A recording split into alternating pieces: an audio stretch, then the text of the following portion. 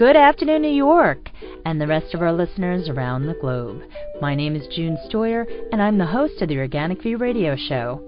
Our podcast is available on iTunes, Zune, and all major podcast providers. So if you can't catch the show live, you can download it or simply use our free podcast player, which is available on our website at www.theorganicview.com.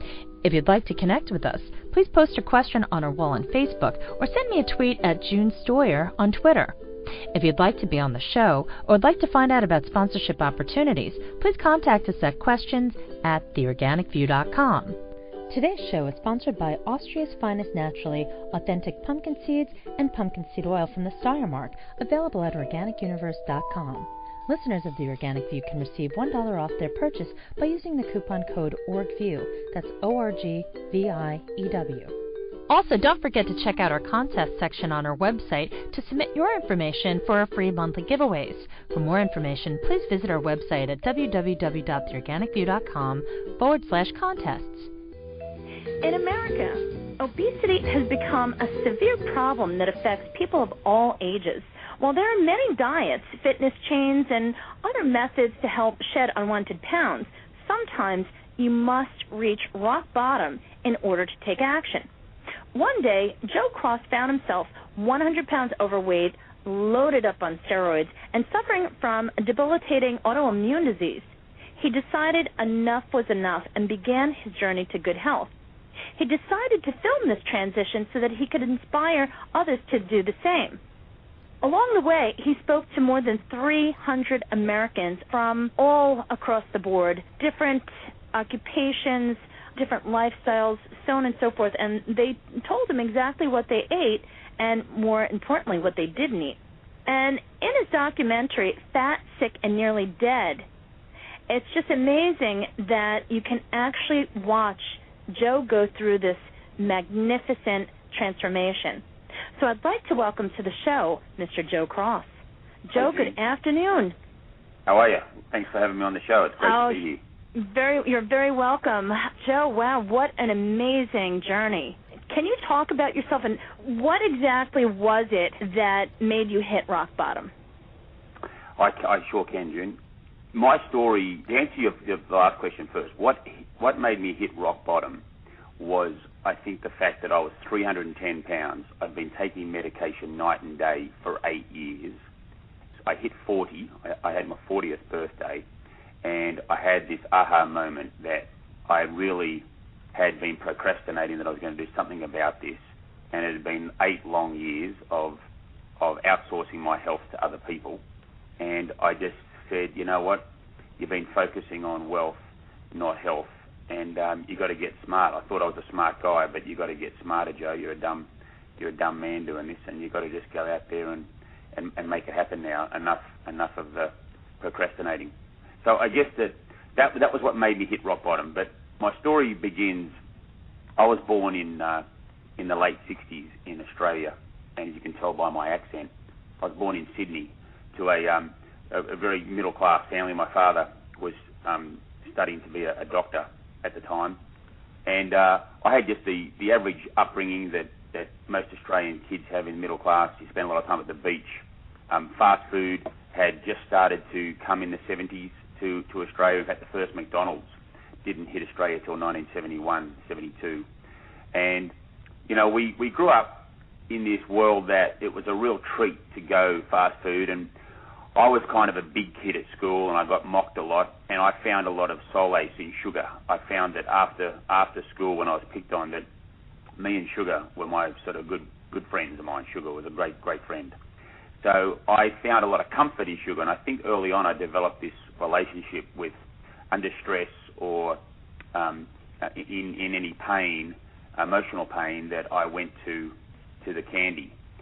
And as I grew up, I played a lot of sports because being a big guy, you know, I'm 6'2" now, and I was sort of an early developer in terms of size. I played a lot of sport.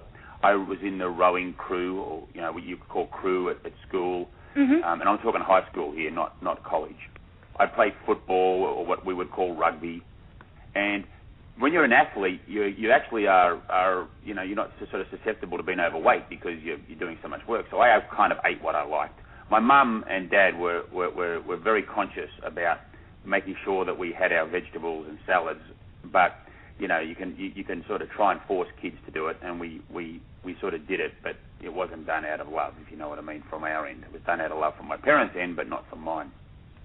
And as I sort of left home and left school, I didn't do college. I went straight into the finance world. I kind of left home at 19 years of age.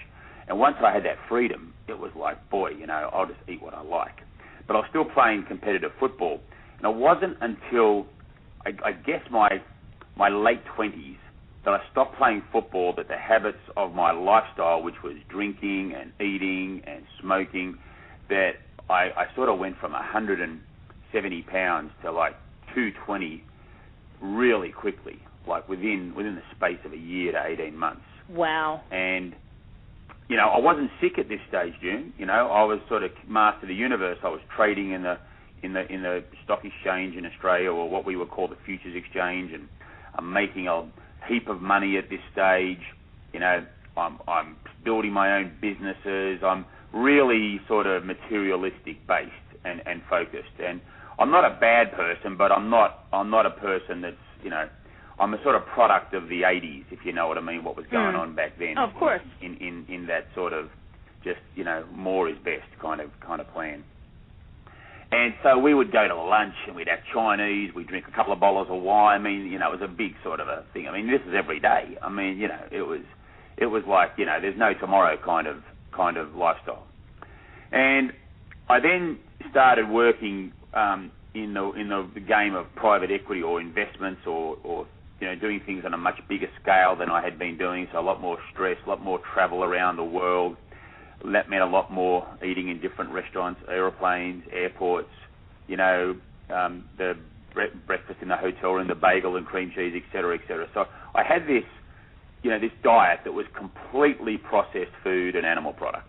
I mean, much to my parents' horror, I would, as I say in my book, the only time I really saw any salad was on a Big Mac. So I was pretty out there. I mean, I turned my back on Mother Nature big time, if to call it. And of course, the inevitable happened. And when I was 32 years of age, I'd just done a really big deal in Los Angeles, and I was excited. I rented a convertible Mustang. I bought a brand new set of golf clubs. I drove down the highway to San Diego to have a weekend of playing golf at this country club, and I'm king of the world, and music going, and hair running through the air. It's just like out of the movies. And I get down there, and all of a sudden my hands start to swell, June, and they like from the steering wheel. I'm thinking that's kind of weird. Maybe there's something in the vinyl on the steering wheel, and I didn't think much of it. And I went and had a game of golf.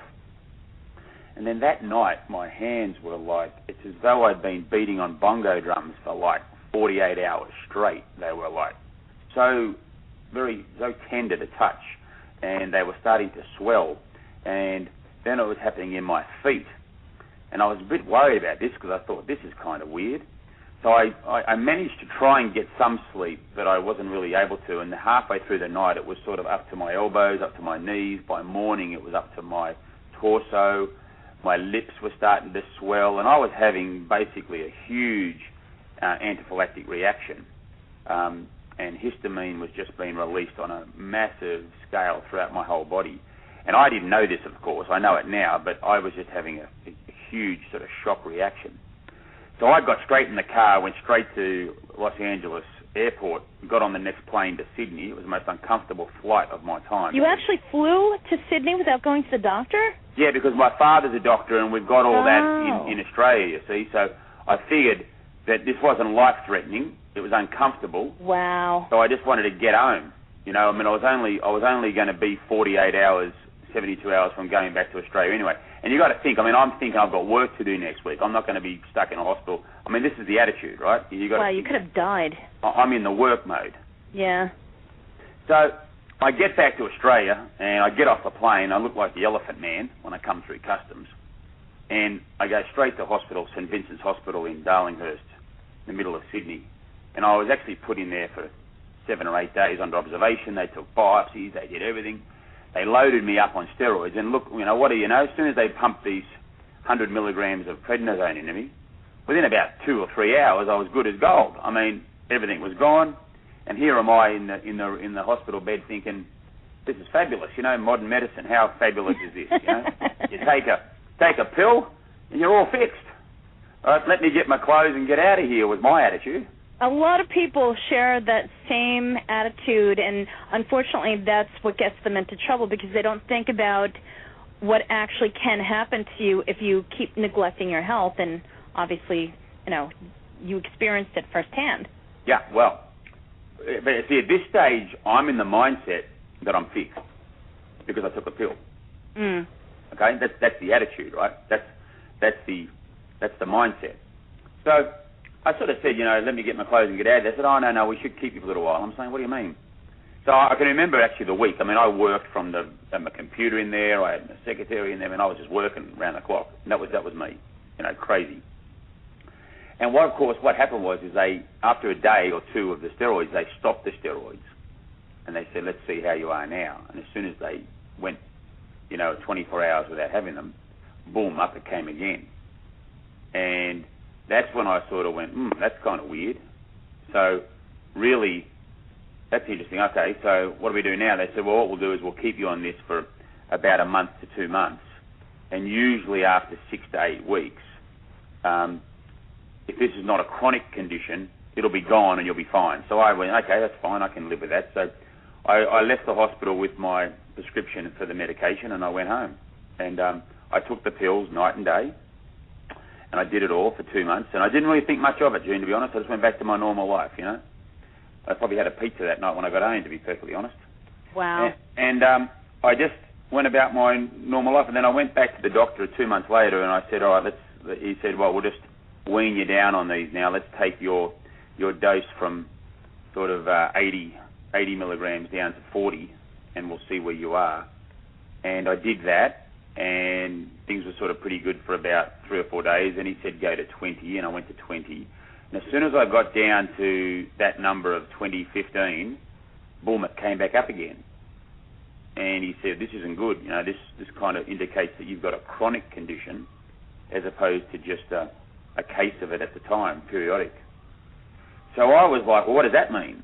He said, well, for the time being, we're going to have to keep you on this medication. So that was the first time that I then went and said, well, are there any side effects to this medication? And then he sat there and went down a laundry list, which was the who's who of, like, anything from hunchback to moon face to osteoporosis to weight gain to diabetes. And I'm sitting there listening to this list going, how can this happen to me? I mean, I'm the guy who was always an athlete, healthy. You know, in my mindset, I'm thinking I was healthy. You know what I mean? Never been sick, kind of thing. And all of a sudden, at 32, I've got to take medication night and day. So that was kind of, all right. So when's the next pill coming out that's going to cure me? Was my next question to the doctor.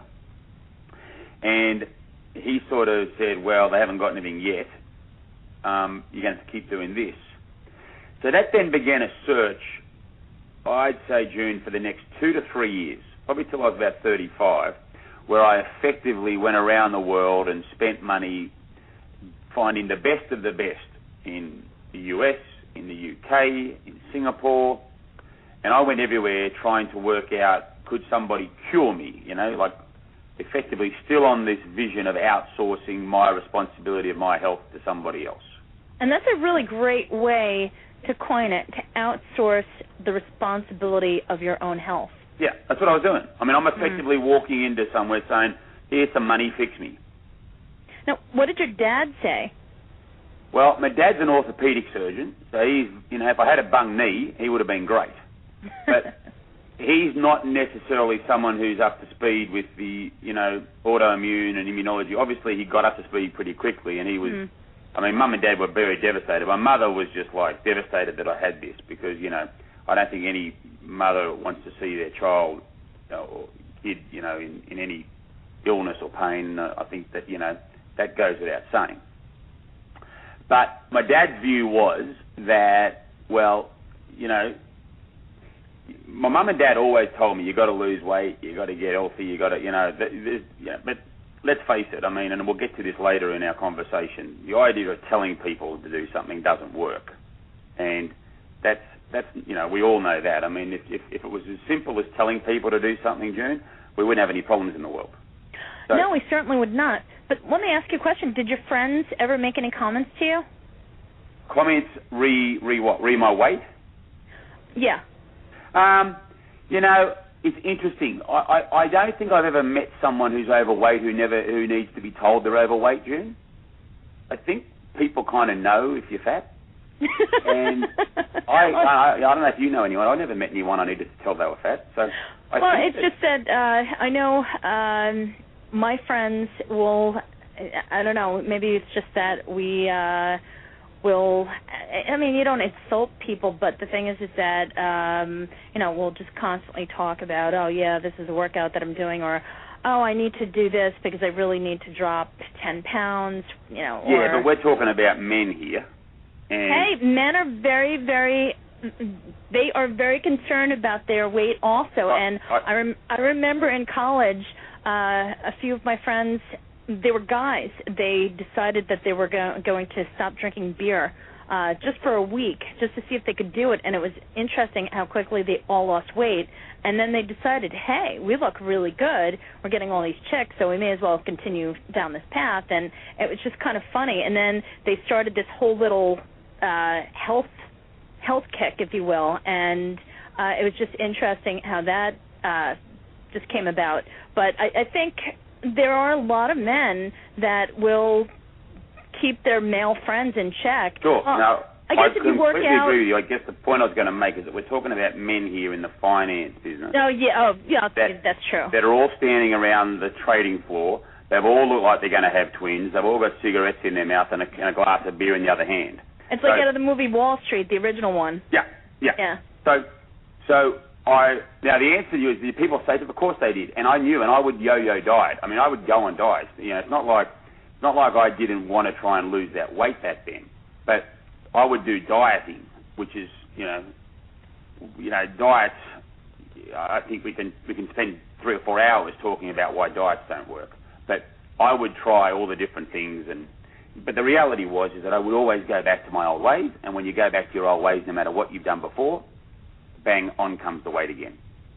So that was sort of that sort of view of outsourcing this health to these other doctors.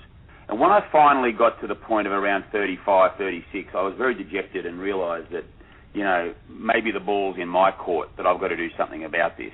And then I started doing all different things, alternative treatments. I went to acupressure, acupuncture, I did mud baths, I did witch doctors, I did Chinese herbs. I went all down that whole game. And yes, there were people who said, you've got to look at your diet. But it was the one thing, June, I didn't want to let go of. I didn't want to let go of that diet. No, I was determined to see if this was something else. I didn't want to face up to the reality that, how could it be the food I'm eating? How could it possibly be the food I'm eating was what I kept telling myself, right? Mm-hmm. So it wasn't until I said to you that I had that sort of aha moment at 40 that I kind of said, this is madness. I'm moving into the zone of, like when I was a kid at school, I used to hear about my mates' fathers having heart attacks and they were in their 40s, and I'm sort of now 40, and I have a saying that we spend the first 40 years of our life trying to kill ourselves, the next 40 trying to stay alive. And I'm the poster boy for that. So I got to 40, and I said, right, I've turned my back on Mother Nature. So I've tried everything, and it's not working. This is a slippery slope to an early departure from planet Earth. Not only that, I'm probably going to end up in hospital with tubes sticking out of me. I'm going to have more medications. I'm not going to be able to, I haven't got kids yet, but when I have kids, I'm not going to be able to be around for them. I'm not going to be able to play with them. I'm not going to be able to be active. This is going to be a pretty ordinary existence for the rest of my life. So I just said, that's a big enough incentive right there in all those things I just said to give myself an uppercut, which is effectively, knock myself on the head and say, righto, smarten up, Joe. Turn your back on Mother Nature. What would happen if you ran towards her at full steam ahead? And what does that mean? And that meant to me that what would happen if all I consumed was natural food, food made by the earth, the sun, the air, and water. And what is that food? And that food's plant food. And what does that consist of? Well, it's vegetables, it's fruits, it's nuts, it's beans, it's seeds, legumes, it's pulses. It's all of these foods that, June, you know so well about, and I'm sure many of your listeners understand. But you got to understand that I came from a very much a place where I'm consuming 99% of processed and animal product food. Oh, and especially in the financial arena, I mean, between the dinners and the lunches, I mean, everything is high fat, depending upon how much time you have, actually. I had many friends that worked downtown in Manhattan that lived the same lifestyle that you just described, and literally by the time that they reached 40, they decided to get out because it was that, or they would have had a fairly early funeral because it's just too much stress on the body, and it's just such an unhealthy way to live. Yeah. Well, I then started to the research of, now I was determined to cure myself and take responsibility and own up for my own actions, that I then started to look into it, and I kind of made it a full-time job. And once I put my focus and attention to something, I kind of feel that anything's possible. And I was determined to beat this. This became the focus. And when I heard from Professor Ron Penny, who's actually in my film, that 70% of all disease, or chronic disease, I should say, is caused by lifestyle choices, I was like, whoa, that is something that I want to find out if I'm causing this to me. And, lifestyle choices are what we eat, what we drink, what exercise we do, how we sleep, the stresses in our lives, or relationships and work, and all those factors, the lifestyle choices. And so that was where it was like dawned on me that, hold on a second, I'm not alone here. There's millions and millions of people in the same boat that I'm in. And how can I turn this wretched illness, this wretched disease that I'd just been, sort of walking around with, tripping over my bottom lip, feeling sorry for myself for 8 years for having it, how do I turn this into a positive? And how can I help other people that are in the same boat as me? And how do I help myself first? I've got to be honest with you, June. It was about helping myself first, because if I felt if I could help myself first, then I could, by that story of success, in turn help others. So I thought, in today's world, I never made a movie before in my life, but I love going to the movies, and I didn't know the first thing about it, to be perfectly honest, but I thought, this is something that, you can do. I can do this. And you did this before all the reality shows started popping up everywhere. Yeah, I did this in 2007 is when I shot the movie. Mm. So I went and did this, and I felt that having the camera on me was not only going to help me, as I said earlier, but also help others. And then that whole process of, all right, so, the first step was I'm going to eat plant food. So we've got that ticked. Okay, so that's how we're going to attack the health part of my problem. That's the sick part. What about the fat part, June? How do I approach the fat part? So I asked this question of to many, many people. I said, why do we get fat? And I kept getting the same answer. Take too much energy in, don't put energy out, you're going to store it up. Mm. But that really wasn't the question I was asking. I was asking, why do we as a human species have this capacity to get fat? Like, why do we have this ability to store this energy? And to answer that question, we had to go back to, the caveman days, effectively, 5, 10, 20,000 years or even longer, where we didn't always have food around, and we lived off the land, and sometimes the land gave us plenty, and other times it was not so generous, and we had famines. And so the human species, the human being, developed this ability to store up energy for a rainy day. So I had a good look in the mirror, and I'm like going, boy, Joe, you've just got all this energy stored up. What are you storing it up for? You've got to bring on your rainy day. And so that logic, then I transferred that logic to the idea of taking the plant food and putting it in a liquid form, not liquefying it via a blender, but actually extracting the liquid juice out of it. Because if you think about it, June, if you put a pear, a banana, and some kale and squash and spinach, and you put it in a blender and you blend it up, and then you sort of have it as a soup or as a smoothie, all you're doing is really outsourcing the chewing of your teeth to the machine. Your stomach actually thinks it's getting the same thing as if you're eating that. Okay? Mm-hmm. Therefore, the mechanism inside your gut doesn't tell the brain that you're on a fast or that there is a famine, because it feels like, because there's that fibre going in, that you're getting food. But if there's some way you can take the fibre out and only put the juice in, then you can trick the body and the brain into thinking you're in a famine, but you're still supercharging all of that micronutrient-rich produce in liquid form. Make sense? Yes. So that was the conceit and the idea of, let's do 60 days of just drinking this produce. Then I'm going to eat it for as long as it takes to get off my medication. And that process, all up, took 5 months. 2 months of juicing, 3 months of eating only plant food, plenty of exercise when I was doing the eating part, plenty of rest, although I did make a movie which was incredibly exhausting, but I didn't do a lot of cardio during the juicing part. And over that whole period of the 5 months, I managed to get off all medication. I've been off it since. That's 3.5 years ago. I lost 100 pounds. I've kept about 80 pounds off, so I regained about 20 pounds, of which some of that is fat and some of that is muscle. And I, today, don't get sick. I still juice. I don't juice for 60 days because you don't need to, but I juice sort of 10 days every 3 months or so, and I love it.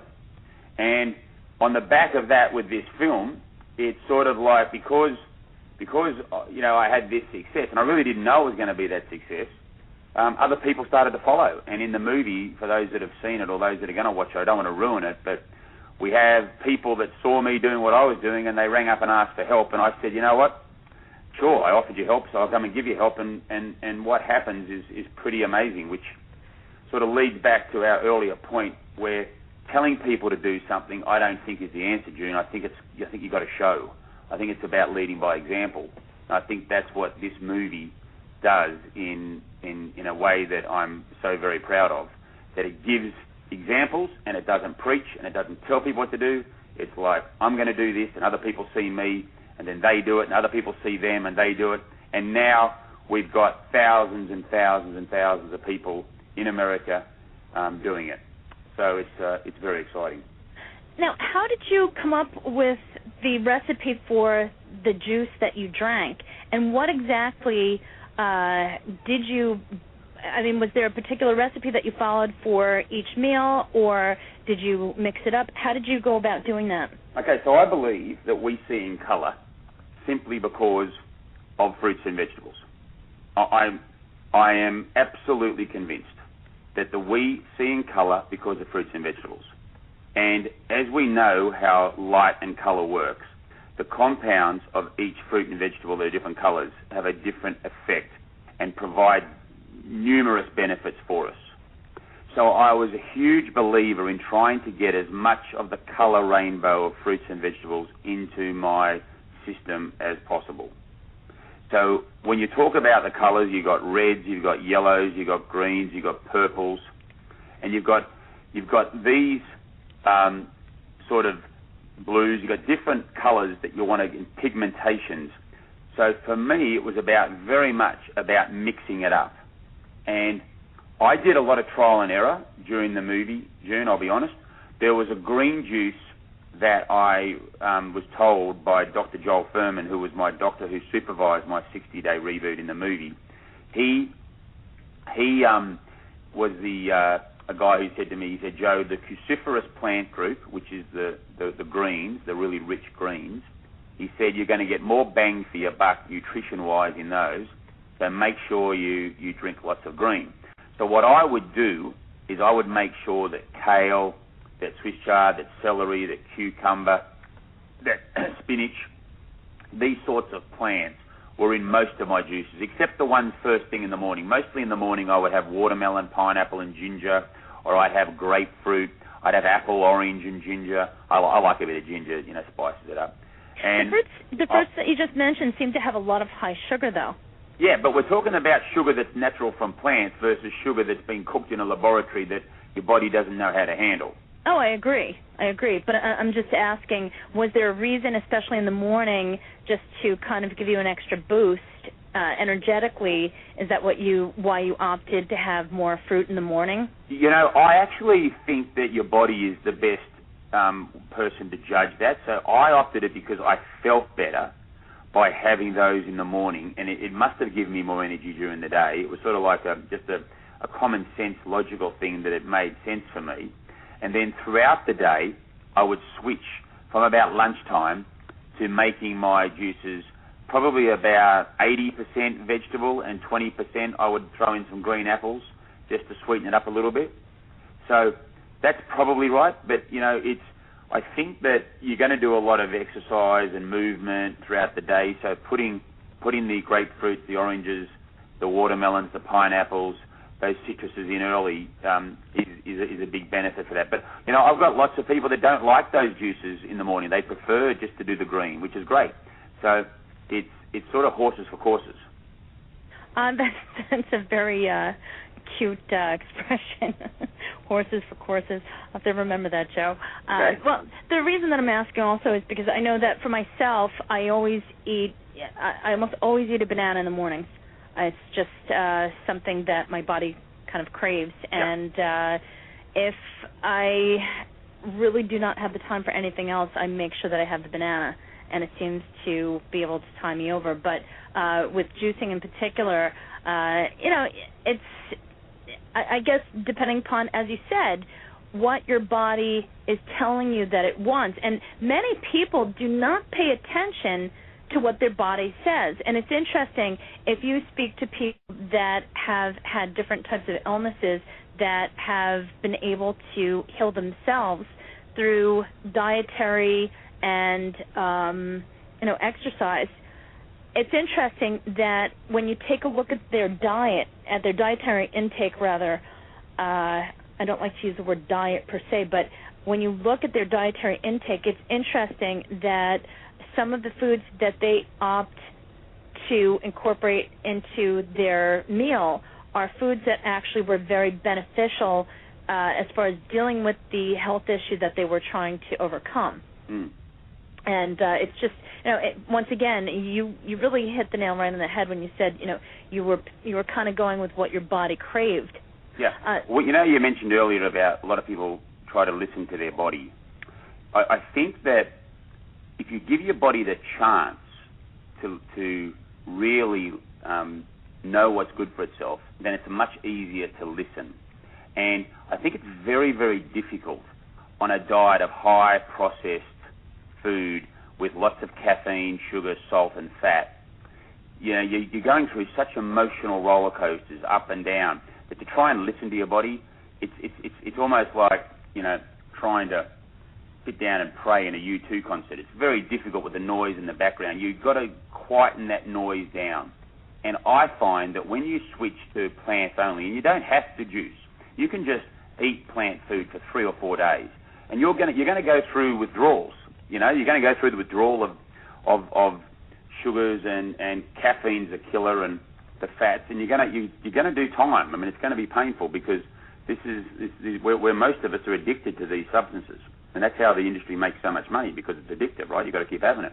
Well, you pointed out something that's very important that a lot of people do not seem to understand. I know that when I made the transition to a plant-based diet, I went through quite a bit of a withdrawal. I was surprised how many headaches that I had, and nobody really spoke about that.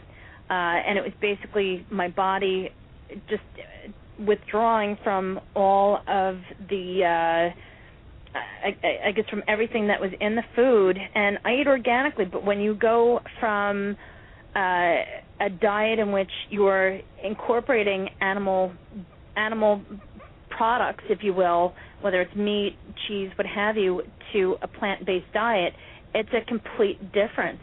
And the thing is that you also have to balance out, what you do eat. As you were going through this, how long did the withdrawal period take for you? For me, it was about 4 days of pain, real pain, mm-hmm. and then it was probably another 7 or 8 days of medium, maybe 20% of that pain. It wasn't until about day 15 when I came back to New York City I started to really feel good. I started to really enjoy where I was at. But I was pretty sick, so this is a test that I say to people. People say to me, Joe, I've got a pretty healthy diet. Why should I do a reboot? I said, well, look, that's great. I mean, you've got a healthy diet. Relative to what? The best way to find out whether your diet's healthy is go and eat fruits and vegetables for 5 days and see if you have any withdrawals. If you have no withdrawals, then I'd say you've got a really healthy diet. If you've got withdrawals that last maybe 4 or 5 hours, yeah, you're doing pretty well. But if you've got withdrawals that last 2 or 3 days, then I think you weren't being completely honest with yourself about having a healthy diet. And it's a way that we can test ourselves. We don't need anyone to tell us. It's a perfect way. Mother Nature will let us know pretty clearly whether our diets are healthy by just switching to her diet. And if we have hers only and we feel pain, then we were doing something wrong. Now, another question that I have is, when you were going through this transition, and obviously it's a very big change when you go from eating solid food, especially you're eating fast food, you're eating meat, you're eating all sorts of stuff, to strictly juice that is derived from plants. Did you go through the midnight cravings? Did you have any type of other issues? For example, just the fake hunger pains where your mind is telling you you're hungry, but the reality is that your stomach is not growling because you're accustomed to eating so much all the time. The answer is yes. And the first thing is that because I didn't know much about the subject when I started making the movie, like the night before I started, June, at like 1:45 to midnight, I rushed out and had 2, bacon cheeseburgers with a chocolate milkshake. I mean, wow. That was my sort of prep, which in hindsight, with what I know now, is absolute madness. I mean, anyone who's going to attempt to juice for what I'm doing for what I did for 60 days or even 10 days, or you've got to do a couple of days of just having a high fiber fruit and vegetable diet to get the bowel ready, to get it working, to get it cleaned out, so that when you do the juicing, it can expel out everything out of your bowel. So that's point one, was that, you've got to be prepared. So the questions of cravings, absolutely. Look, I can't tell you. The cravings were crazy. I drove across your great country, and every road sign is a picture of a hamburger or some French fries or a big Coca-Cola or some onion rings or fried chicken and pizza dripping cheese off. And I just look at it. And here I am on day 42 or 47 or 36 or whatever. And as soon as I saw it, I had the craving for whatever it was I saw. It was instantaneous and immediate. That's called clever marketing. But of course it is. Actually, if you take any type of course or certification from the Department of Health and Food Safety and Food Handling, when you learn about how everything's made, or if you study what the certification process is, or just anything about food, how it's manufactured, I think that would turn you off enough. Sure. You bet. But I'm sitting there because I'm a victim at this stage of that world of marketing. Yeah. That was my food. I mean, up until 42 days ago, say, I was eating that. So it was very much like I'm sitting there going, wow, wow, wow. And remembering at this stage, I don't know how long it's going to be before I can ever have that again, because I'm going to do this for as long as it takes. And if it takes 2 years, it's going to take 2 years. I mean, it ended up taking 5 months, but I didn't know that at the time, right? And the other thing you talked about, midnight cravings, well, I mean, I can tell you, I think it was around day 45, I woke up at 4 in the morning after having a nightmare. I mean, I had an absolute nightmare that I'd eaten again. So, look, when you take food out of your diet and you go into this mode of just drinking micronutrient-rich plant food, and you're not having any fibre, and, you know, I always get asked this question, but fibre is good for you, Joe, and I agree 100%, but doing a juice-only reboot is not a diet. It's just a period of time to give your body a chance to regroup. That's why I call it a reboot. I call it because you're rebooting your system. And it's a perfect name. Yeah. Because that's exactly what it is. And many people do it not just because they want to lose weight or anything like that, but they do it, usually I'll do something like that, change of seasons, every change of season, just basically to give my body a boost and to prepare for the next upcoming season. Yeah, well, June, I believe, and I believe this, you know, from the bottom of my heart, that we as human beings are supposed to do this during at least 2 to 3 times a year. I really believe it, and I can back that up from looking at all of these religions that are 2,000 years old. It's all a part of religious practice, is this idea of fasting, this idea of going without. Our body is designed to take breaks, to use up the energy it's got, to do self-repair work. You know, in the movie, as I show in the cartoon, if you scratch your knee and, you know, trip over in the street and graze your knee, you don't need to send any magical powers down there to heal it, do you? All of a sudden a scab forms, and as long as you don't pick at it and get in the way, it'll heal itself. I believe that's the same that happens inside the body. If you get out of the way, your body can heal itself. And that was my mission, and that's what I was about. So I think the idea of a reboot, this is not something new. Joe Cross didn't invent this.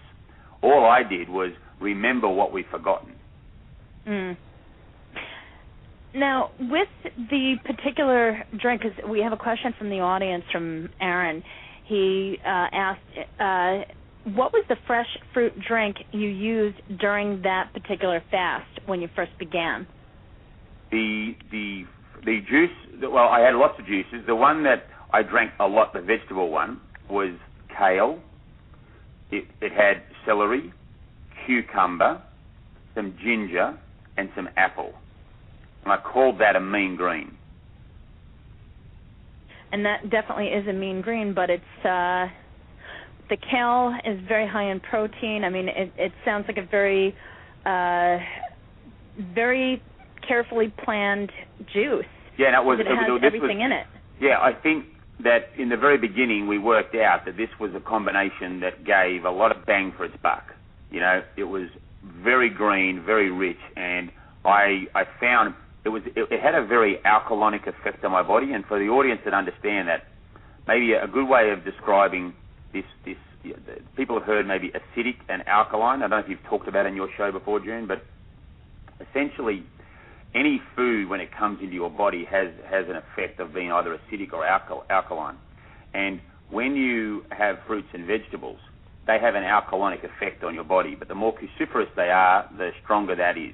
So it's kind of like a magnet. If you think about drinking something that goes through and it just pulls everything else out with it. So in terms of going to the bathroom, which is very, very important when you're on a reboot, the high cruciferous plant group like kale and spinach and these ones with Swiss chard, they really help to pull out the matter and the waste. So I had that. I put a lot of beetroots in as well. I mean, anything I came across on the road, I juiced. And I get asked this question a lot. Did I have organic? Did I have conventional? What do you think, Joe? And the reality for me, June, is this, is that from where I was coming from what I used to have, that my view is that anything I can get my hands on, whether it's conventional or organic, was better than what I was having before. So being on the road, traveling across the country, going from the East Coast to the West Coast, I got whatever I could get. Sometimes I go to Walmart, sometimes I'd find a lovely farmer who'd invite me onto his land, and I took some amazing carrots away from a guy in Colorado. There was another fabulous gentleman and his wife in Pennsylvania who gave me some amazing spinach and celery. So wherever I went, I just went and got what I could find. And my view is that if you can afford to go organic, go organic. But if you can't, I wouldn't want people to say, well, I'm going to stick with Papa John's because Joe said you've got to do organic and I can't afford it. So I'm very much trying to ensure that the message that's out there is that I don't like this idea of is Coca-Cola bad for you? Is McDonald's bad for you? I don't like that sort of talk. I like the idea of looking at everything in its whole. And if you have a plant-based diet during the week and you want to go to McDonald's on a Sunday night and have a Big Mac, a cheeseburger, knock yourself out and enjoy it, is my view. It's not something that you should berate yourself about, but it's all about what are you doing in terms of plant food consumption in your total diet. The average American is having 5% of their calories are fruits and vegetables. That's why we have a $2.5 trillion health care cost every year in this country. It's as simple as that. Oh, of course. Well, luckily, because of the economy, more people are growing their own vegetables, so the cost of organics really has dropped significantly. Many people, depends upon the location where you live, but organic has become so mainstream, and there are so many classes that are offered to teach people how to grow their own food. And what's interesting is that in certain pockets of the United States where it is very poor, the one thing that's very interesting is that while these folks may be struggling to keep the electric on because they're growing their own fruits and their own vegetables, and they have fruits from the trees that are on their land or on neighboring properties, food is actually something that is not as much of a concern as it used to be, and that's because they are trying to cut corners, and one of the best ways to cut corners is to grow your own food. It requires labor. It's not like you could plant seeds and then you get a full garden overnight. It takes a lot of work, but the thing is that there's so many things that you can eat that the marketers have taught us, they're bad, like dandelions. Dandelions are tremendous. Do you want to have an entire drink made out of dandelions? I wouldn't advise it. It is a diuretic, but the thing is that you can incorporate the dandelion greens, the dandelion flowers into any of your juice recipes, and they're tremendous. They're, in my opinion, I think they're more beneficial than eating cranberries as far as blocking or unblocking anything that you may have that's blocked. There's been a lot of research done. I actually spent quite a bit of time researching the healthful benefits of dandelions. Well, once you get into this world, June, for people that are starting off, look, the big benefit, and what my message is a pretty simple one, is let's try and increase our consumption of fruits and vegetables. And a great way of doing that is by adding juicing into your daily life. You don't need to do a reboot all the time. You do a reboot every 6 months. I do one every 3 months, but that's me because I feel like it. I like it. And I just like going to the top of the mountain, and I love the view from up there because of the clarity. But a reboot can help people who want to lose weight. It can help people who want to get off medication. And as you said earlier, just for yourself, it can help someone who just wants to feel better, just to do like a spring clean. And therefore, what I feel that we've got this opportunity to do here, which juicing really hasn't taken off in the mainstream in America, and I'm hoping that by introducing that, kids love it. We talked about, I always get asked, June, about cleaning the machine and what machine to get. That's my question. It's always a big issue, and look, the reality is that these machines, they're very difficult to clean, depending on whether you've got a masticating juicer or a centrifugal. And the difference is one that's a press that sort of pushes the produce together. The other one is one that spins, and that separates the fiber from the juice in a spinning way, a bit like a washing machine or a dryer does. Mm-hmm. And the masticating juices are much more expensive than the centrifugal ones, and there's a reason for that. They do, I think, probably get more juice out of the produce. So in the long run, if you spend the more money on the more expensive machine, you're going to get more output from your input. But it can be quite a big investment. And I'm always conscious of these days with people with lack of money that start off with, one that's more like, you don't want to go too cheap, because you go too cheap, then you're not getting enough juice out, and then it's going to cost you too much money in the produce. So, one that's around $150, $200, which might sound like a lot, but over a period of a year, it's kind of like 70 cents or 65 cents a day. And I figure that is a worthwhile investment in your health. It's almost like this is not a machine that's for the kitchen. This is a machine for your health and for your family's health. And so I sort of suggest and recommend people to go down that path. I used a Breville juicer in the movie. They're a great juicer, but you know what?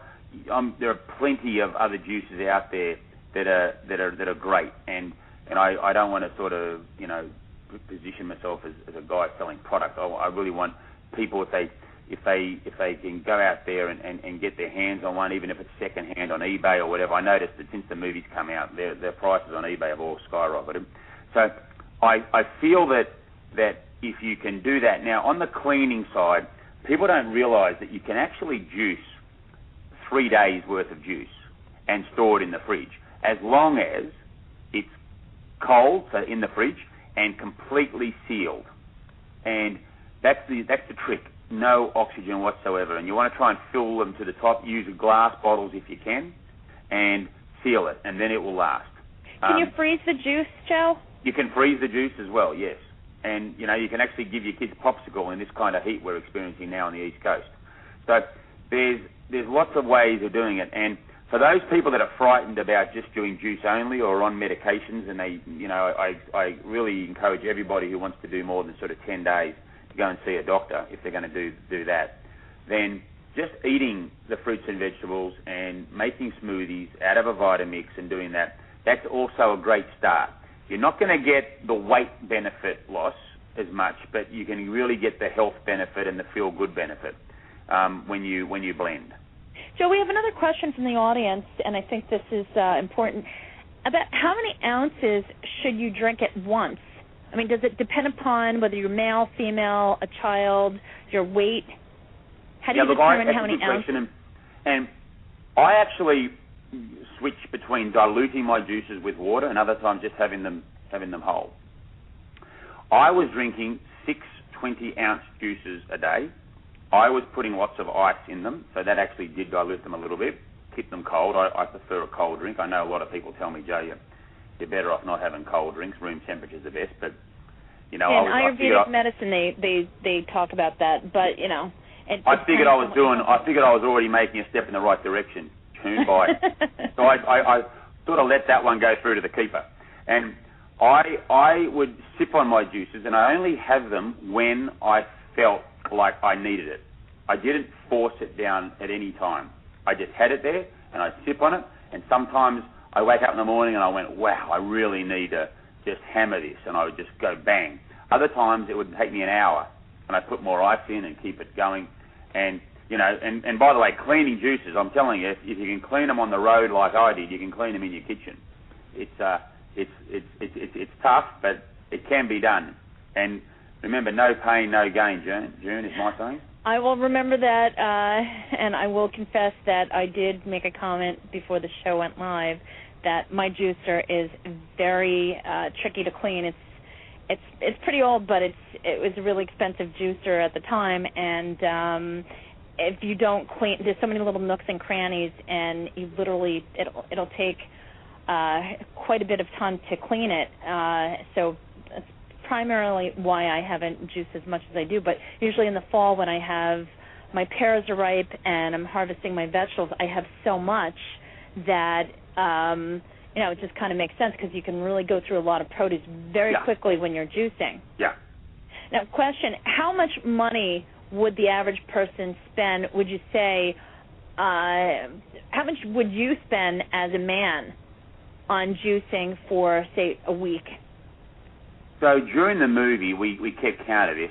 I was spending roughly around $28 to $30 a day on my produce. That's really very cheap. Most people, I mean, you'll spend $30. You'll spend more than that on cocktails. Yeah.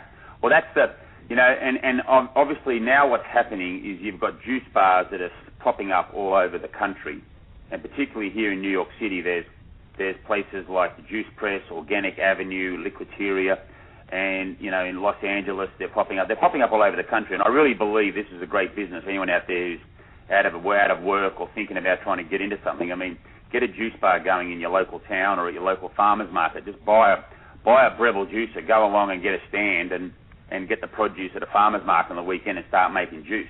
I've seen them actually at many different events, and they are very popular, and people will buy them.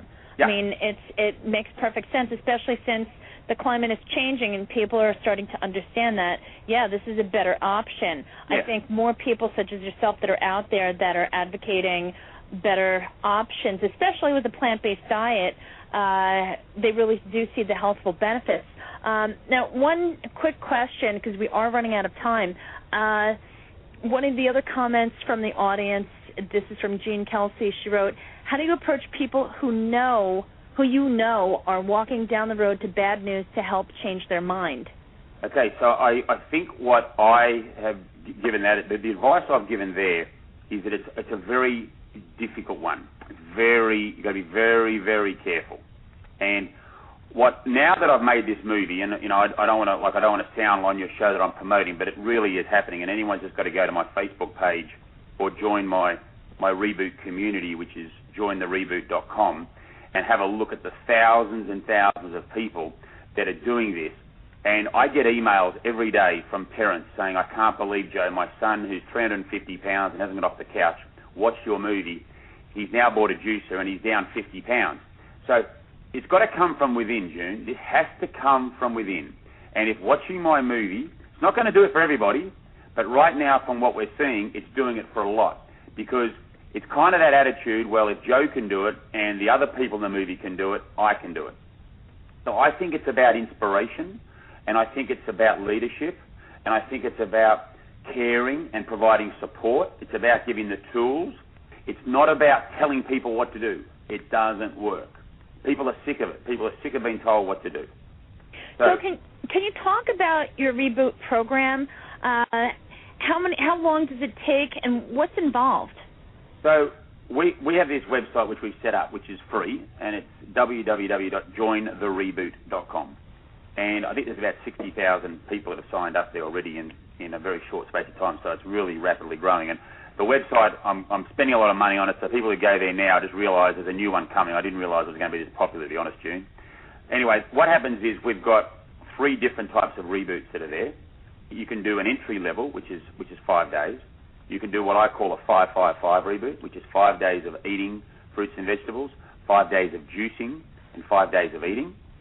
Or you can do a reboot custom, which is just drinking juice only. You need to do a bit of preparation, and people are doing 20 days, 30 days, 60 days, and people are really taking to this like a fish to water. I mean, they're really getting into it. So a lot of there, I've got a nutritionist that's on there now, and she's very supportive and helping answer questions. Obviously, because it's got so big now, I've got to try and staff up. I've got to get some more money into it. And I've got to do a lot more work, June. But I'm working around the clock trying to make that better. And what's great to see though is the community is the people who have done it are in there supporting people, and they're helping and sharing the knowledge, which is really what I set this whole thing up for, to pay it forward and to have people. Because once you do 30 days of juicing, trust me, you're an expert. You can help anybody. And the secret to happiness, in my view, is being useful. And so people who have been on the couch that have felt like they're carrying around 100 pounds or 200 pounds too much, once they start seeing that change, once they wake up in the morning, they've got that spring in their step, it's a massive lift to their emotional system, and they want to get out there, they want to exercise, they want to help people, they want to share. And that's really what the reboot is all about. That's the movement that I'm trying to create. Thank you, Joe. Folks, we're out of time, but if you'd like to connect with Joe, please visit www.rebootwithjoe.com, and you can also check out his second movie, which is Fat, Sick, and Nearly Dead 2. Thanks for tuning in, folks. Don't forget to check out our contest section on our website, which is www.theorganicview.com/contests. Have a great afternoon.